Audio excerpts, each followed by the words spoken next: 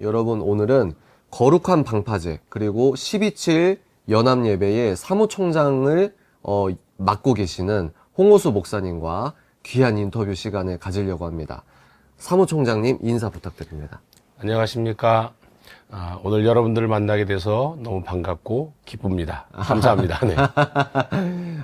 여러분 저희 부부가 여기 참여하게 돼서 저도 홍 목사님을 이렇게 처음 만나 뵙고 이렇게 함께 사무실에서 인사드리고 하는데 오늘 여러분께 소개해드리는 이유가 있습니다. 거룩한 방파제 여러분들 너무 잘 아시죠?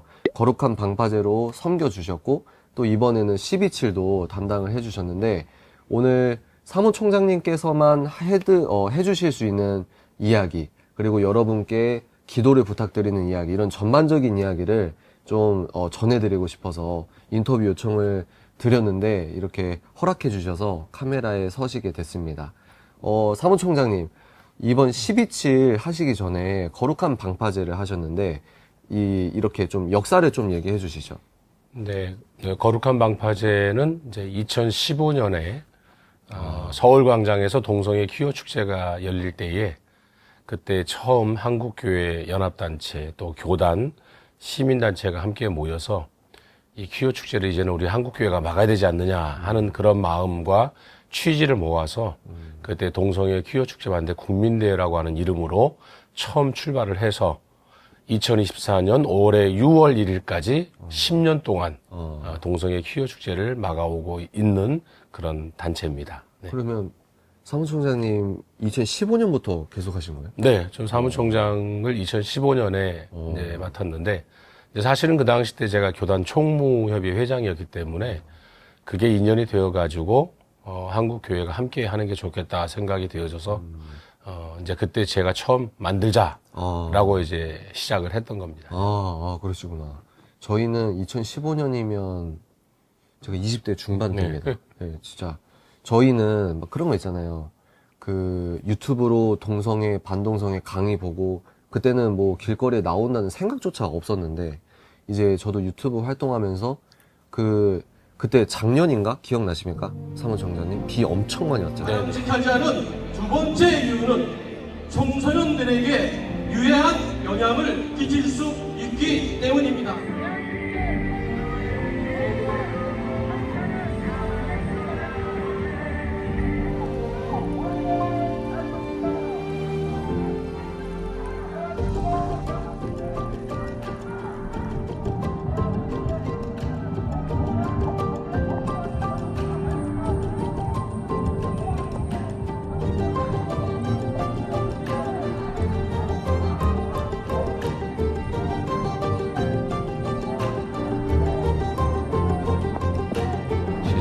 네, 그때도 제가 막 찍고 네네. 그래서 올리고 이렇게 격까지 해서 멀찍이서 이렇게 도와드리고 이런 부분이었는데 이렇게 역사적으로 설명해 주시니까 좀 더 진지해지고 좀 겸허해집니다. 그 사무총장님 그러면 12.7은 어떻게 이렇게 합류하게 되셨는지. 우리 소년보 목사님 영상을 보신 분들은 아마 잘 아실 거라고 생각을 하고 이제 어느 날 갑자기 이제 손영광 대표님이 전화가 왔어요. 네네. 이제 8월 달에 전화가 와서, 아버님이,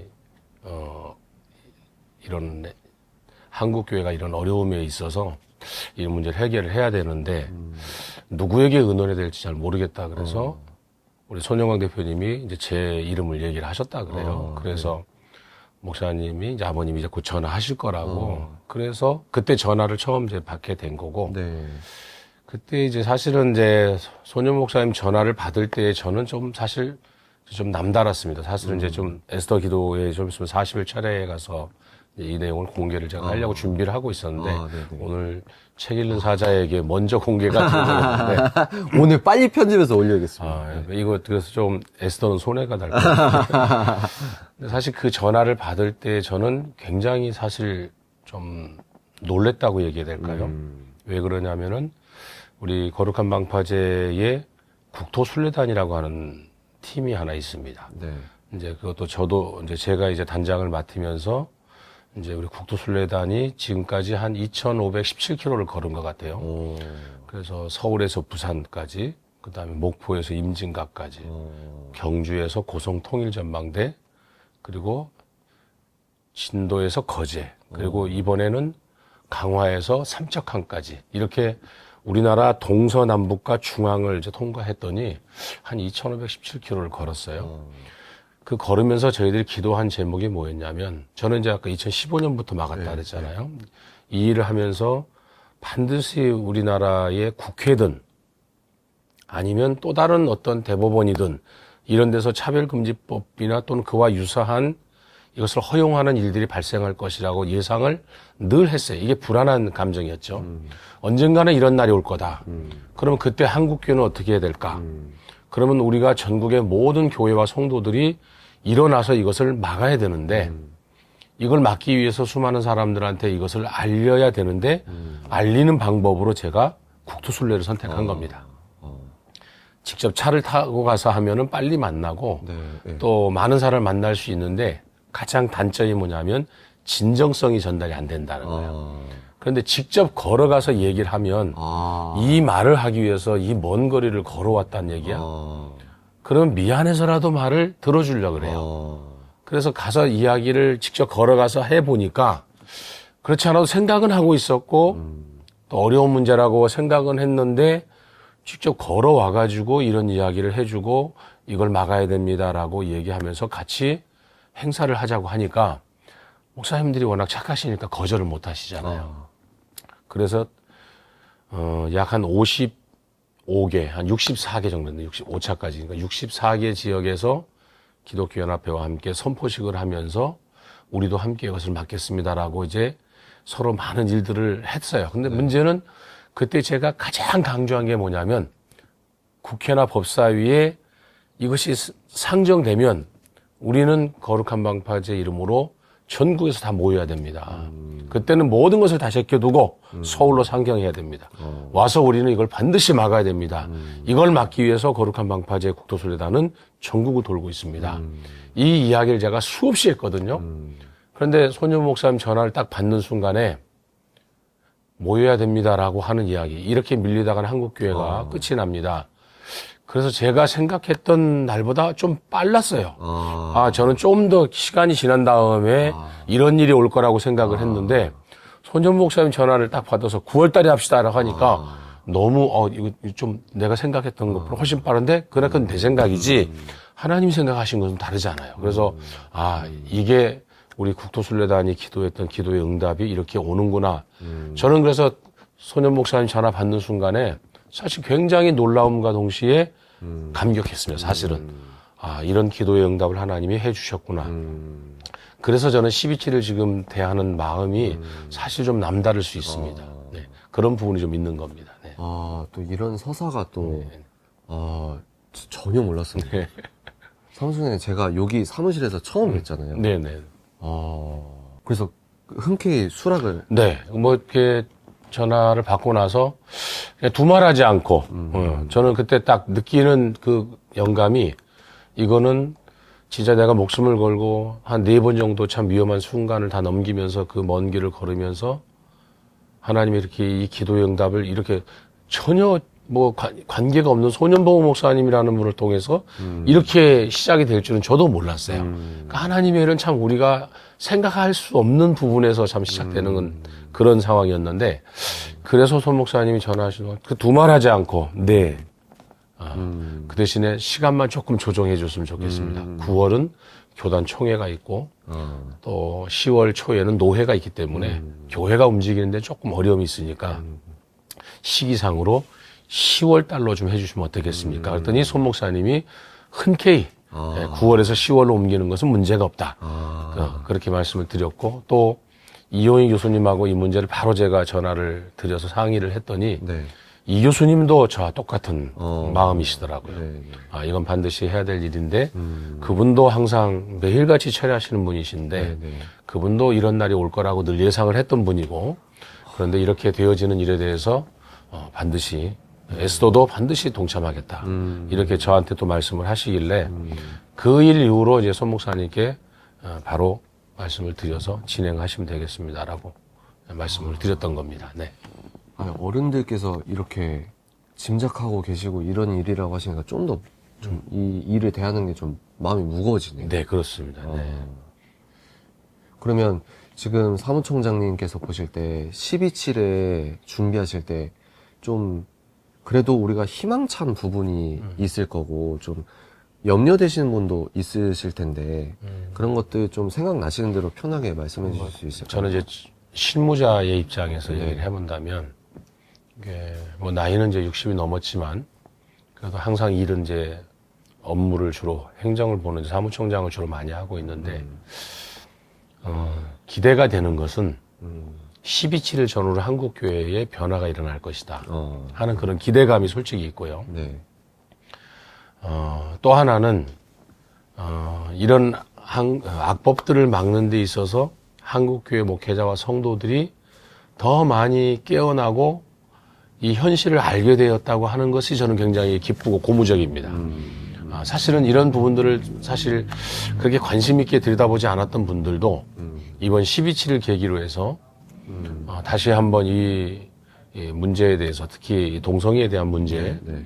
이 문제에 대해서는 자기 자녀들에 대한 문제로, 또 손자, 손녀들에 대한 문제로, 또 교육, 가정, 결혼, 이 모든 것이 다 해당되는 거거든요. 또 출산 문제도 해당되는 거고. 네. 그래서 다시 한번 이 교회뿐만 아니라 이 사회가 다시 한번 12.7을 전후로 해가지고 한번 많은 사람들이 생각할 수 있는 그런 계기가 되지 않을까.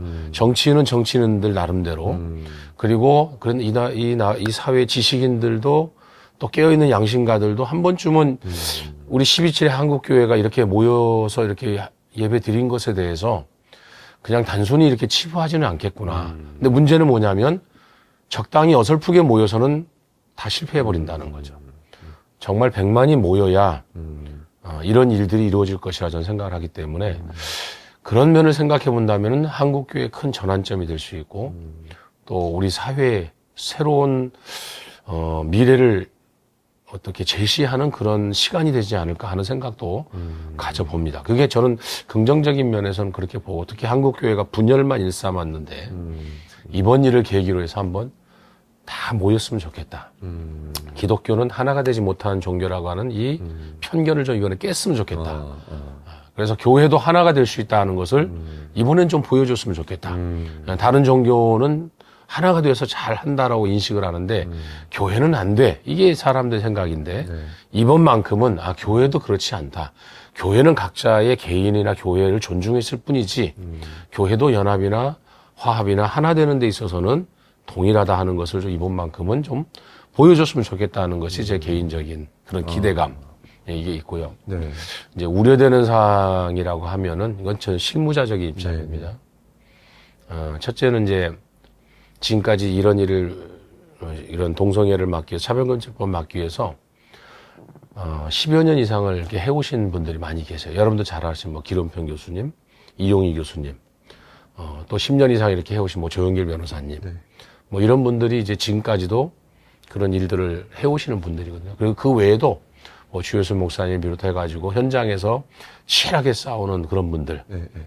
홍영태 목사님, 그 다음에 한효관 대표님, 그 다음에 강춘영 대표님, 보면 박명료 사무총장님, 모두 전국을 다 돌아다녀 보면은 정말 현장에서 이렇게 이걸 막기 위해서 처절하게 싸우는 분들이 너무 많아요, 진짜로.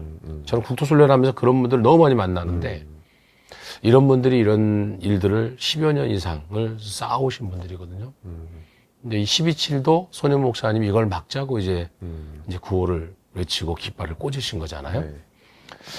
그런 면을 봤을 때에 우리 시민단체 사람들이 이렇게 이 운동을 해왔던 분들이 조금 소외됐다고 좀 서운해 하시는 부분이 없지 않아 있어요.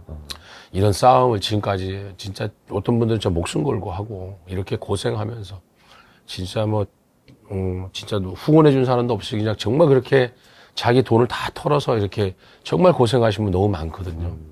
근데 이런 분들이 그래도 이런 일이 생겨서 너무 좋은데 근데 12.7의 중심이 아까 이제 어떤 부분에서 보면은 시민단체가 아닌 또 이렇게 한국의 큰 교회들이나 이런 조직에 의해서 움직이는 모습 보면서 개인적으로 제가 저한테 전화도 오시고 말씀하시고 하시는 이야기 속에 배어 있는 게 좀 서운한 마음, 왠지 이렇게 마음의 상처 같은 그런 부분들이 없지 않아 있어요, 저한테. 그러니까 남한테는 얘기를 못하니까 저한테 얘기를 하는데, 저도 그 당사자 중에 한 사람이고, 그런 걸 보면서, 아, 이런 부분이 없지 않아 있겠구나. 그러나, 제가 그분들에게 이렇게 얘기했습니다. 뭐라 얘기냐면, 그런 마음 드는 거, 지금 저도 그런 마음 들고, 여러분들도 그런 마음 들 거라고 생각하는데, 그래도 여러분들이 지금까지 그렇게 싸워왔기 때문에, 이런 날도 온 겁니다.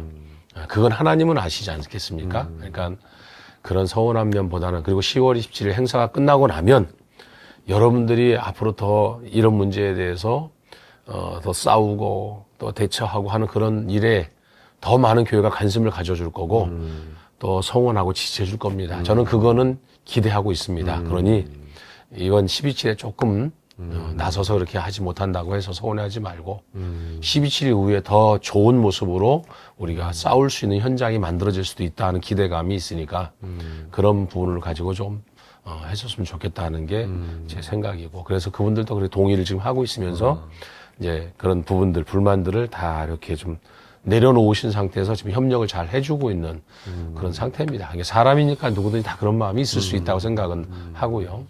하여튼 사무총장님, 그러면 이제 실무적인, 긍정적인, 고무적인 것, 그리고 지금 가장 깊이 이렇게 고민하시는 내용, 네. 이렇게 말하시는 게 거의 처음 아니십니까? 네, 그렇죠. 얘기를 안 했죠. 네. 하여튼 지금 이게 굉장히 뭐랄까, 이 목사님들께서 이렇게 거시적으로 이렇게 한마음이 되신 것 저는 처음 보는데, 혹시 네. 뭐 제가 교단 총무 생활을 한 10년 가까이를 했는데, 그래서 연합단체 행사를 많이 했어요, 사실은. 네. 부활절 연합여의 준비위원장도 제가 해봤고, 광복 또 70주년 행사도 제가 다 참여해봤고, 그리고 또 어떤 웬만한 이제 큰 행사들은 이제 한국교회에서 하는 행사들은 이제 좀 해봤는데, 사실 이제 이 연합이라는 게 한국교회가 사실 이제 연합단체가 3개잖아요, 지금 현재. 한교총, 한기총, 한교연. 지금 연합단체가 3개다 보니까 사실 이 3개 연합단체가 사실 이게 하나가 되지를 못하고 있는 게 한국교회 현실이에요. 사실 이 거룩한 방파제가 시작될 때에도 이런 문제가 있었어요. 서울광장의 문제는 터졌는데 한국교회가 그때 한교연하고 한기총으로 분리돼가지고 막 좀 갈등이 있었던 때거든요. 네. 근데 이거를 한국교회가 연합단체가 하나였으면은 하나가 돼서 딱 막으면 되는데 연합단체 2개가 이제 하나가 못 되고 막 갈등이 일어나니까 이게 안 되는 거야. 그래서 제가 그냥 그때 나서가지고 이거 막아야 되는데 연합단체가 둘이 서로 이제 막 이게 분리돼가지고 한기총이 분리돼서 이제 한교연이 나오고 한기총 나오고 막 이러니까 이걸 막아야 되는데 연합단체가 하나 되지 못하는 상황 속에서 이게 갈등이 막 생기니까 어디 이거를 컨트롤 통제할 수 있는 단체가 없는 거예요. 그래서 제가 그때 국민대회를 만들고 네. 한국교 동성애체 협의회를 그때 만든 거예요. 네. 한동협을 만들고 이 거룩한 방파제를 국민대회를 만들면서 그때 한장총, 한기총, 한교회는 공문번 해가지고 연합단체가 하나가 될 때까지 동성애 문제는 우리 한동협하고 국민대회에 맡겨주세요. 그러니까 임원회 열어서 이거 좀 허락 좀 해주세요. 그래서 그 허락을 받았습니다. 그래서 국민대회가 그렇게 나온 거고 한동협도 나온 겁니다. 연합단체가 하나가 되면은 그 밑으로 다 들어가겠습니다. 이 약속을 하고 사실 이제 국민대회가 출범을 한 거기 때문에 지금도 그때를 생각해 보면은 지금도 연합단 3개니까는 사실 굉장히 어려운데 다행스럽게 이번에 한국교회의 주류를 이루고 있는 한교총 우리 장종현 우리 설립자님이 대표회장님께서 아주 이번만큼은 한국교회가 하나 돼서 막아야 된다. 저는 한교총이 이 문제에 대해서 이렇게 적극적으로 나와서 해주신 것을 처음 봤습니다. 네. 사실 제가 한교총에 대해서 이 10년 동안 이 싸움을 하면서 굉장히 서운했었는데 어떻게 한국교회를 대표하는 연합단, 그 당시 때는 이제 한교연이 이제 한국교회를 대표하는 이제 연합단체였고, 네. 그때는 제가 한교연에 있었고, 지금은 한교총이 한국교회의 주를 이루고 있는 이제 연합단체인데, 사실 이런 막는 일은 좀 어떻게 보면 좀 소극적이었거든요. 그래서 사실 좀 서운한 마음이 있었는데, 그 10년의 서운했던 마음을 이번에 한 번에 그냥 해결을 다 해주셨어요. 우리 장종현 대표장님께 감사드리고, 또 우리 사무총장님도 잘 협조해 주셔서 감사하고, 그렇게 되어져서 이렇게 한국교회 큰 대형 교단들이 함께 해주는 것이 고무적이었고, 그 다음에 또 한교연도 네. 함께 해줬고, 또 한장총도 함께 해줬고, 사실 이걸 봤을 때는 지금 한국교회는 전체적으로 이 일에 하나가 되는 부분은 맞습니다. 그리고 17개 시도광역시 대표 총회장하고 사무총장 모임에서도 이 12.7에 대해서 동의를 해줬고 함께 하기로 결의를 했습니다. 그러니까 한국교를 대표하는 한교총, 한교연, 한장총 그리고 17개 시도광역시 총회장 이분들이 다 현재로서는 동의를 하고 참여하겠다고 한 거거든요. 그리고 잘 아시다시피 뭐 백석교단 총회 결의했죠. 고신교단 총회 결의했죠. 대신교단도 결의했죠. 이제 합신도 곧 이제 다음 주에 할 거라 생각하고 합동도 저는 해줄 거라고 믿고 있습니다. 네, 기대감이죠. 근데 합동교단 목사님들은 저는 해줄 거라고 저는 믿습니다. 그러면 한국교회의 그 중요한 교단들이 뭐 이제 성결교는 이미 총회가 끝나서 못하고 감리교는 12.7 이후에 총회가 하기 때문에 그 감리교 성결교 이런 거 빼고 나면은 거의 주요 교단들은 동의를 해준 거거든요. 결의를 해준 거거든요. 감리교 안 했잖아. 감리교는 우리 12.7 이후에 총회 하거든요. 그 성결교 예성 기성 안 했잖아. 아, 여의도 안 했잖아. 거기는 이미 총회가 끝났거든요. 그러니까 총회장님이 참석하고 이영호 목사님이 공동대장 하고 있잖아요. 그러니까 참여하는 거와 똑같은 거죠. 이렇게 본다면 이미 다 된 거고 다만 이제 남은 게 어디냐면 한국에 그래도 두 기둥 중에 하나라고 하는 통합교단. 큰 역할을 하고 있는 통합교단이 힘을 실어줘야 되는데 그러려면 또 총회 결의가 또 필요하거든요.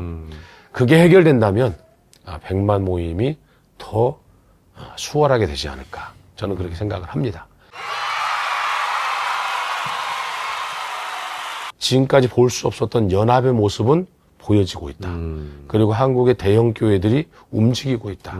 그리고 우리가 중도라고 생각했거나 아니면 조금 뭐 우리 시민단체에서 조금 고개를 갸우뚱했던 그런 분들도 참여하는 모습을 보면서 이건 지금 한국교회 연합이 일어나고 있고 하나됨이 시작되고 있다 하는 것을 이번 12.7을 통해서 보고 있는 것은 맞습니다. 네. 그만큼 위기라고 할 수 있죠. 그렇습니다. 네. 하여튼 사무총장님 지금 10분 하실 것처럼 하시다 지금 1시간이야. 그런가요? 사무총장님 그러면 마지막으로 오시는 성도님들 저희 같은 사람은 한기총, 한교총 이게 뭐가 다른지도 모르고 막 어른들 막 TV에서 나오는 어른들 막 함께 해줬으면 좋겠다. 약간 좀 피상적인 접근이긴 해요. 그렇죠. 근데 이제 그럼에도 불구하고 한 분 한 분이 정말 마음을 다해서 오시고 지방에서도 오신다고 하고 아무 환자분인데 온다고 하고 이런 성도님들이 계세요. 네네. 그런 분들께 파이팅 할 수 있는.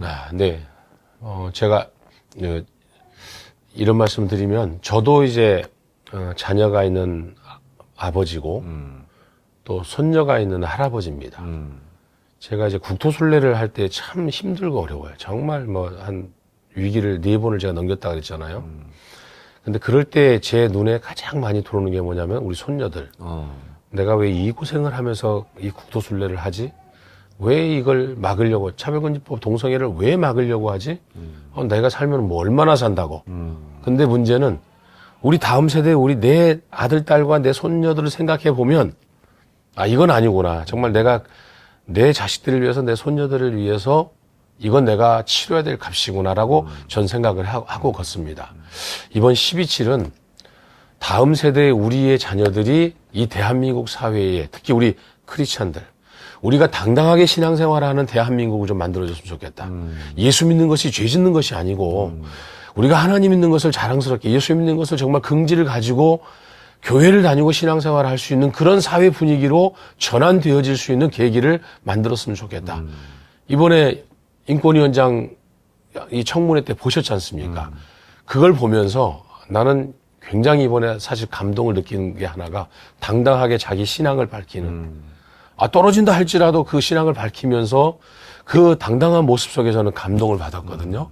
그것처럼 여러분들이 12.7에 함께 해주시면 다음 세대 우리 자녀들이 정말 신앙생활 하는데 정말 기쁘고 행복하게 할 수 있는 그런 교회를 좀 다시 만들어주면 좋겠고 또 교회도 이번 12.7을 계기로 해서 사회 부정적인 부분들을 좀 해소해서 이번에 좋은 행사들을 많이 하거든요.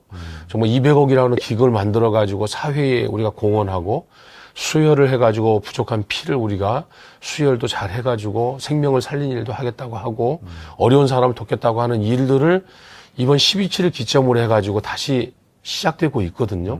그러니까 이 12.7은 한국교회의 새로운 전환점이 될 거라고 생각을 합니다. 그리고 다음 세대를 위해서 12.7은 꼭 필요합니다. 그러니까 우리는 이 12.7을 준비해주고 우리 세대는 물러가고 다음 세대가 앞으로는 이 12.7과 같은 행사의 주역이 될 수 있도록 시작은 저희가 했지만 네. 이 다음부터는 젊은 여러분들이 주인이 되어서 이런 행사를 할 수 있는 그런 날이 왔으면 좋겠습니다. 사무총장님 손녀가 제 아들이랑 비슷한가요? 그렇죠. 지금 이제 하나는 도를 지나서 아. 좀 넘었고, 근데 둘째도 도를 좀 지났고, 그러니까 뭐 그런 또래입니다. 그래서 지금 이제 막 걷고 다니면서 지금 신나게 뛰어다니는 그런 상황인데, 그 아이들을 보고 있으면 정말 우리가 이렇게 그러니까 이 아이를 내가 유치원에 들여가가지고 얘들이 동성애 교육을 받게 해, 성교육을 받게 해. 초등학교 들어가가지고 이 아이들이 창조론이 아닌 진화론을 배우면서 성경의 기독교의 부정적인 거를 배우고 이런 모습으로 우리 아이들이 자라야 되는 거야? 이런 생각을 해보면 정말 미치겠더라고. 그건 차라리 학교 안 보내야 돼? 대안학교로 보내야 되는 거야? 저는 손녀들을 보면서 지금도 그 고민에 벌써부터 빠졌어요. 이 아이들 앞으로 어떻게 교육을 시켜야 될까? 마음 놓고 유치원을 보낼 수 있을까? 학교를 보낼 수 있을까? 이런 생각 해보면 사실 좀 굉장히 힘들거든요. 그런 걸 봐서라도 아직 우리가 힘 있을 때, 살아있을 때 이거 바꿔놔야 되겠다. 네. 우리가 바꿔놓고 다음 세대가 정말 이 좋은 대한민국 만들어서 정말 우리 자녀들이 행복하게 사는 그런 나라, 교회 만들었으면 좋겠다는 게 이 생각입니다. 네. 오늘 여러분 이제 앞으로 12.7을 위해서, 왜냐면 방금 말씀하신 것처럼 이게 무슨 뭐 우파 좌파 이 문제가 아니고 맞습니다. 네. 제 아들의 문제예요. 그래서 어떻게든 지푸라기라도 잡는 심정으로 사무총장님과 또 많은 분들과 여러분들과 제가 함께 마음을 모으고 있으니까, 또 이제 우리가 큰 거는 말하기 쉬운데 실물은 담당하시는 분들은 이제 그걸 실질적으로 이뤄내시기 위해서 저희들은 모르는 어떤 고민이나 어떤 이런 어떤 좀 외로운 부분도 있으실 거고, 근데 이제 그런 부분들 함께 기도해 주시고, 또 여러분이 12.7에 나오시는 것이 가장 큰 힘이 되는 것이니까 열심히 알려주시고, 또 이 영상은 목사님들과 제 표현으로 어른들이 많이 보실 것 같아요. 그래서 여러분들 많이 기도해 주시고 응원해 주시기 바랍니다. 또 다음 영상에서 찾아뵙도록 하겠습니다. 사무총장님 오늘 인터뷰해 주셔서 감사합니다. 감사합니다. 네, 여러분 감사합니다. 안녕히 계세요.